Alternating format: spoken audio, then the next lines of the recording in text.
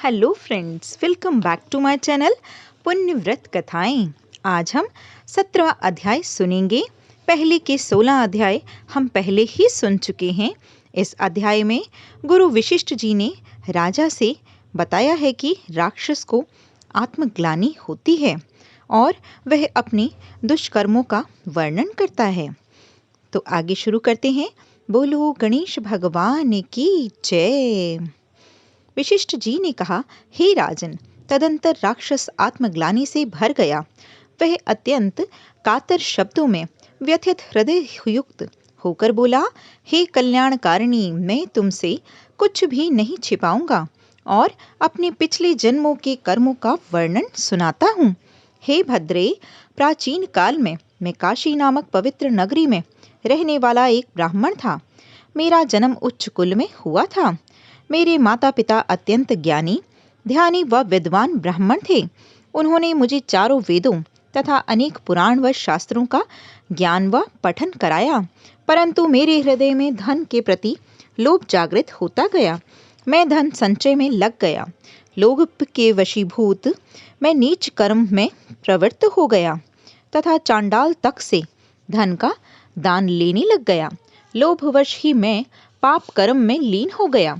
इस प्रकार पाप कर्म करते करते मैं वृद्धावस्था को प्राप्त हुआ और मेरी काशी में ही मृत्यु हो गई।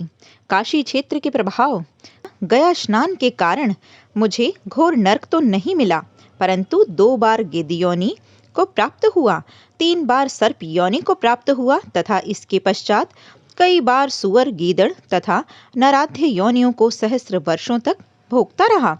मेरा 10वां जन्म इस राक्षस योनि में हुआ। मैं प्रत्येक योनि में पाप कर्म करता रहा। मुझे इस राक्षस योनि में भी अनेकानेक पाप किए हैं। मैंने इस स्थान के चारों ओर 3 योजन के घेरे में तमाम जीवों को मार दिया है। मैंने हजारों निरपराध प्राणियों की हत्या कर दी है। अतः मैं महापापी हूँ। आपके दर्शन मात्र से मेरा कल्याण हो गया है।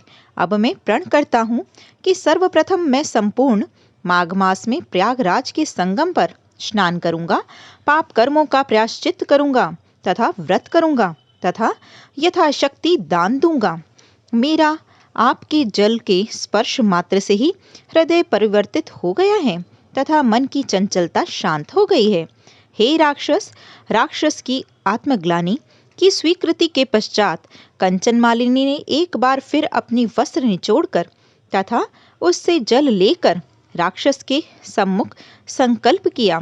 इस पुण्य दान से देखते ही देखते राक्षस तत्काल राक्षस योनि से मुक्त हो गया तथा शुद्ध हृदय युक्त हो गया। बोलो लक्ष्मी नारायण भगवान की जय।